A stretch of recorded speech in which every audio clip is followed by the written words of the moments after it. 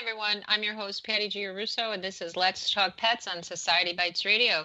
Today we welcome Kathy Pobloskie from Lost Dogs of America, and Kathy's with us every month. And so today we want to kind of just recap our 2019 as we start the new year. We've had a lot of amazing stories, and we've touched on a lot of different things that could help you, help others, and help lost pets. So we're going to just talk about some of these things that really made a difference in what we do and how you can continue to help us do that. So welcome to the show, Kathy.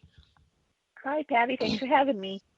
Yeah, so it's the end of the year already, and I just thought it would be kind of cool to talk about some of the things that we've talked about over the years, some of the things that we feel really helped people, or some stories that would be good learning stories for people. I know we've had some amazing reunions this year and some different situations that have come about. So, and as I started the taping today, I got tagged right before we started that the interview right before yours that will be on the week before this was a man from a nonprofit rescue organization that I met because of a lost pet. And, two lost pets. 2 dogs were found here in Mayaca City, Florida, tied to a pole in front of a store. Now, that's a pretty rural area out there, and it's kind of like a cut through between one side of Florida to the other, from east to west coast.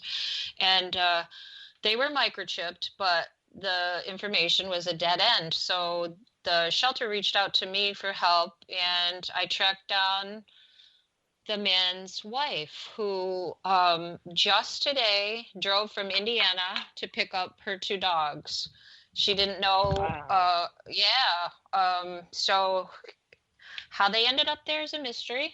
But Wow. she got him back, and in searching, for him, I found that she had a friend in common with me, or no, she didn't. She had a friend in common that when I looked at him, he had a friend in common with me. So I reached out to him and to my friend and asked if they could reach out to her, because I had left her a message, and you know how people don't see Facebook messages if they're not your friends sometimes.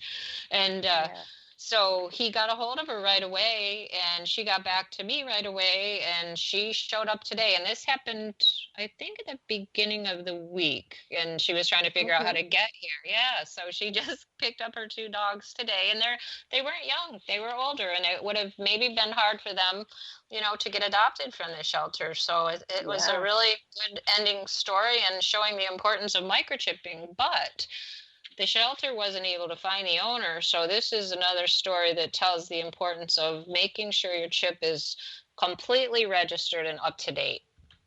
Yeah, absolutely. What a great story. And so no idea who tied them to the pole or anything? Okay. No. Okay. Very and I bizarre. think that's just a great example. I mean, so often that will happen, and then you'll have people that right away will jump on the owner's case and say, "Oh, how horrible! That owner must have abandoned their dogs and tied them to a pole." And and so often that isn't the case. Right. Somebody found them and then didn't know what to do, or we had one today that somebody saw a lost dog but couldn't pick it up because it was a bigger dog. They had their 4-year-old child in the car. They just didn't feel comfortable, and I totally understand that.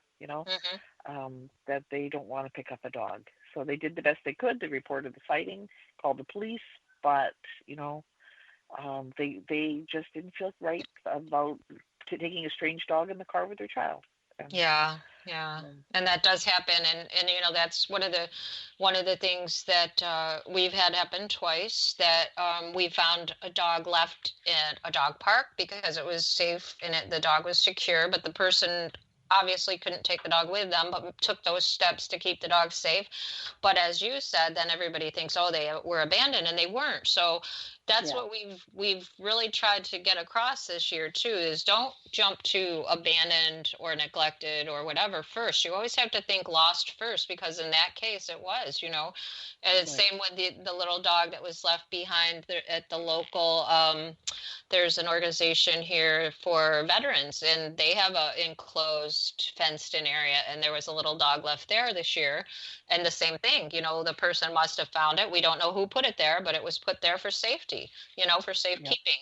So Yep. it's important that people realize that, things like that happen and people have to do what they have to do, but they chose to take the extra step to keep the pet safe. Yep. Absolutely. Oh. Well, what a great story! Driving all the way from Indiana to get her dogs. I mean, it would be so nice if they could talk and they could tell us what happened. Oh, I know.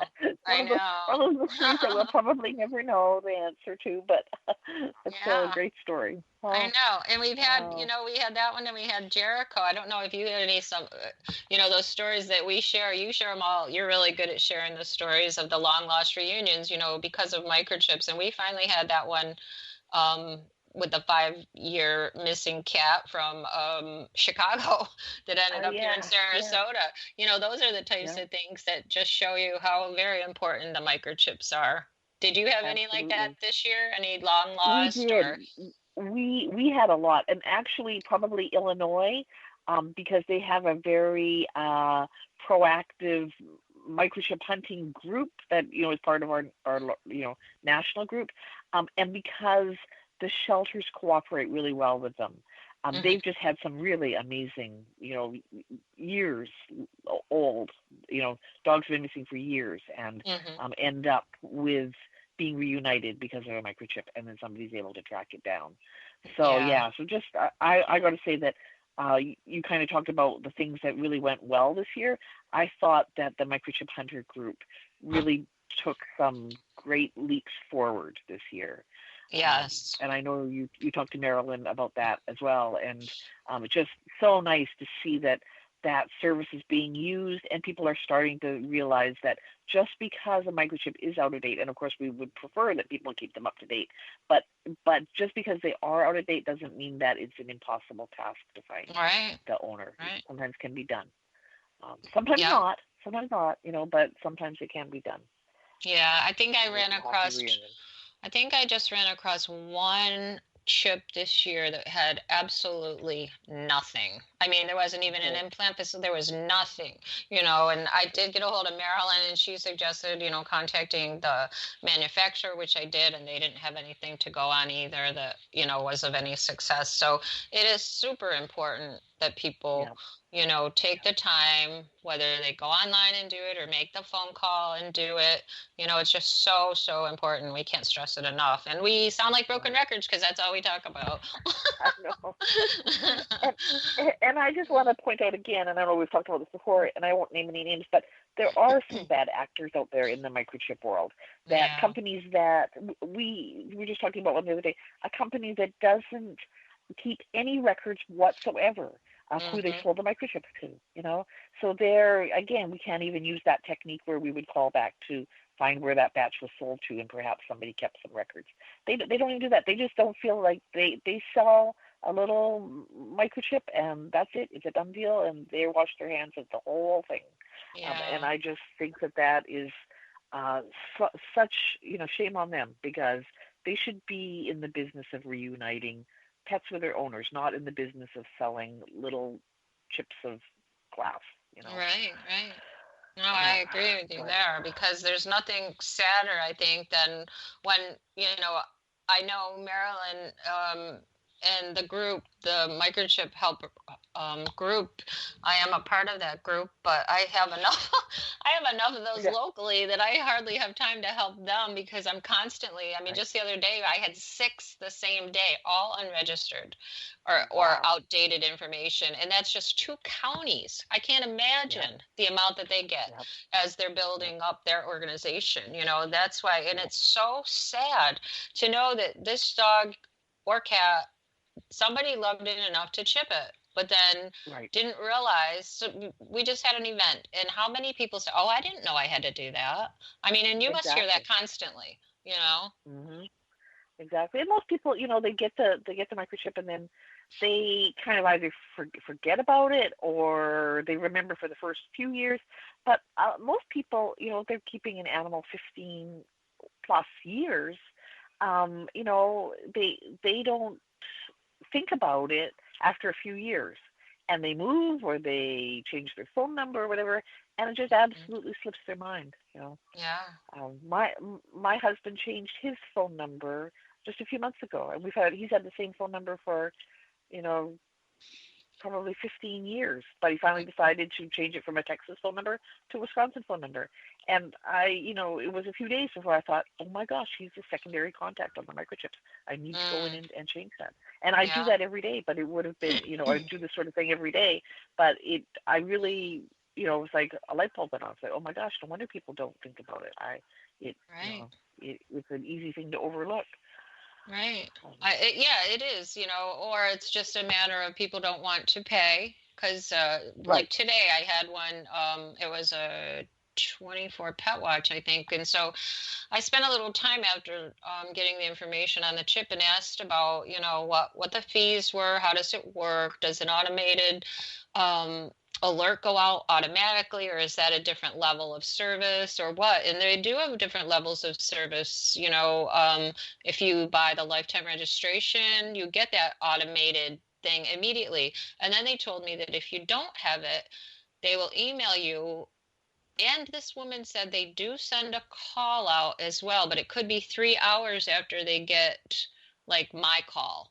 So in that particular case, the person that I called on didn't have the upgraded service or whatever. So the dog would have been with whomever for at least 3 hours before she was even notified by the chip company. And I find that interesting, Yeah. It's disturbing. Again, it's disturbing. Right, it is very disturbing. Again, what business are they in? Are they in the business of reuniting pets with their owners? I would just hope that's the business that they're in, but oftentimes that's not the case, Yeah. It's odd. I had asked Marilyn when we talked about the microchip information that they were working on. She said it's hard to get an accurate picture of what each of the registries do, how they do it, how they charge, whatever. But I think I'm going to make that one of my missions to find out, so that we really have all this information for people. Because she gave me a webpage to tell the person that they can't call in. They have to go on a webpage if they don't have that upgraded service either. So I never knew that. Yeah. Because now I'll start, when we have a report filled in, we ask for their microchip, and then I immediately look it up and give them the information who to call. So now I'll know that, you have to also try this webpage instead, because if you didn't pay, you're not going to get anywhere, I guess. So, yeah. And I think one of the confusing things for the consumer, the pet owner, is that, it's not like you could just go into your vet and say, well, I've done my research and I know which brand of microchip is the best now because, I did my research. I want this brand of chip. That you can't do that. A veterinary clinic is only going to sell one brand of microchip. And so really educating the providers of microchips is a huge part of it as well, because we want them to select the best brand of microchip that has the best interest of the animals at heart. Right. So that's the one that they're providing to their customers. And same with shelters. Cheaper is usually not better. Right. But sometimes they're trying to save a few dollars, and unfortunately, then that ends up with reunions not happening because the microchip company is not providing the services that they should. Mm-hmm. Yeah. I know. So that's one of the reasons that you and I talk about this all the time. And the people that do provide them, for instance, when a pet gets adopted, I think they need to spend a little more time or provide some type of something that goes in the adoption packet that shows how important, to manage that microchip is. Yeah. And you would believe how many times I get emails from shelters or rescues or wherever, and they'll say, "Oh, I can save $2 per microchip if I go with this,